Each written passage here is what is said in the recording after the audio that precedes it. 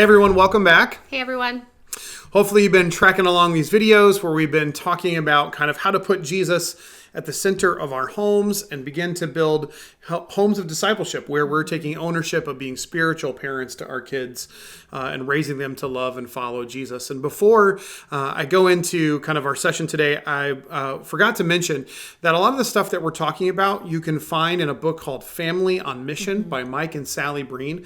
We'll put a link to that in our videos so that you can see exactly where you can find that information, but that might be really helpful to you along the way. Yeah. So as we think about how do we begin to structure our lives and actually organize ourselves to get really practical to disciple our kids, it's helpful for me to think about how do our kids grow. And our kids are just like any living thing. They require a mix of organized kind of structure and organic. Mm-hmm. You know, if we were to plant a garden, when you plant that garden, you have to prepare the soil that the seed is going to go into. You have to decide what kind of seed you're going to put into the ground, and then you've got to tend to it. All of that is very organized if you really want to have a good result. Yet at the same time, there are all these organic things that are going to happen that you really don't have much control over, like sunlight, temperature, water, insects, all these other kinds of things that are these organic elements in the equation. You can try to do a little bit to kind of manipulate those things and make sure that they happen. But at the end of the day, there's so much that's really out of our control. Mm-hmm. And so in our homes, it's very similar.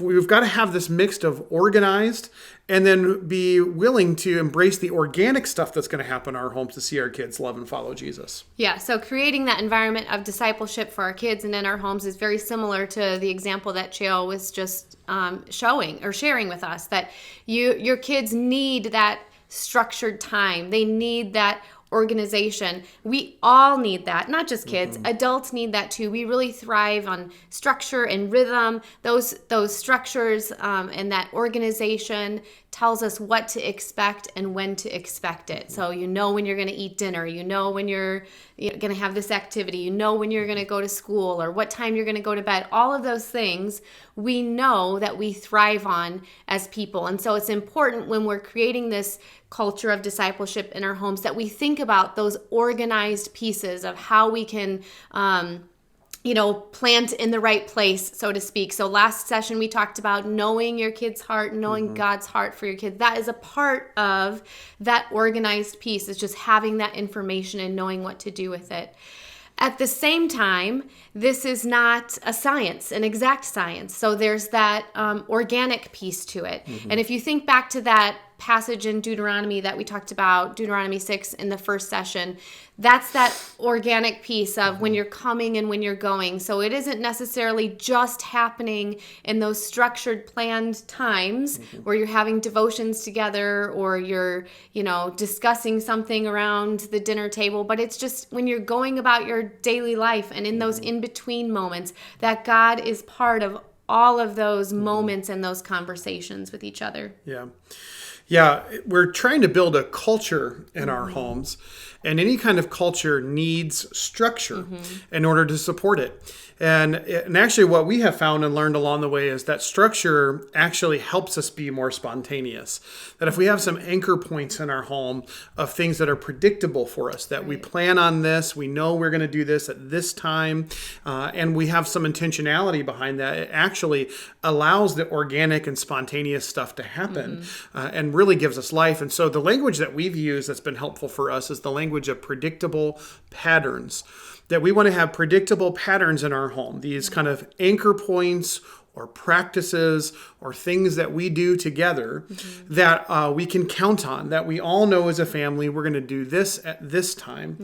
And we organize our lives around those predictable patterns. And we talked about, I think it is in our second session, about we have to have a vision for what kind of people we are trying to form. What these little people, what do we want them to be like? And we want them to look like Jesus. And we said how Jesus lived his life up in and out. He had a relationship with his Father. Yeah. He had a relationship with his disciples and closest followers. And then he reached out to the world. He had a relationship to the world. And we found it really helpful to organize our patterns and our practices in our home home around up, in, and out. To say, okay, at this time of the week or this time of the day, we're going to do something that orients us upward. And at this time of the day, we're going to do something that orients us inward and then outward, as you can see. And so these aren't like rigid kind of disciplines that we're holding fast to. It's more just kind of a sense of what can our kids count on, that they can trust that we know we're going to do this and we're going to do this. And what we found is that when we start with our kids doing that, it takes a little bit of time, but they actually really latch on to that structure so much to the point where they'll tell us, hey, we forgot to do so-and-so today. But we have found that these predictable patterns or practices are really, really helpful. Now, something that we should say is we are not suggesting that you either add a bunch of stuff to your life right now that's not already there, that you suddenly start doing hour-long devotions every day and you're having grand worship sessions in your house. That's awesome if you get there, but that's not the starting place. Right. And we're also not suggesting that you need to stop doing a bunch of stuff that you're doing. That might be the case. Maybe you'll find that the reason why you haven't had spiritual conversations much in your home or worship together is because there's just been no space for it. So we're not suggesting that you cut all of that stuff out. Instead, what we're thinking about is, what do we already do in our homes where we can repurpose for the sake of having spiritual conversations with our kids and creating these predictable patterns. So for a quick example, how do you begin to use the dinner table and your time when you eat together to talk about the Lord, or to talk about what's going on in your lives, or to pray for a person that you know is in need? So how do you repurpose those things in a way that they become predictable, structured for your family, and begin to base your kind of lifestyle off of that?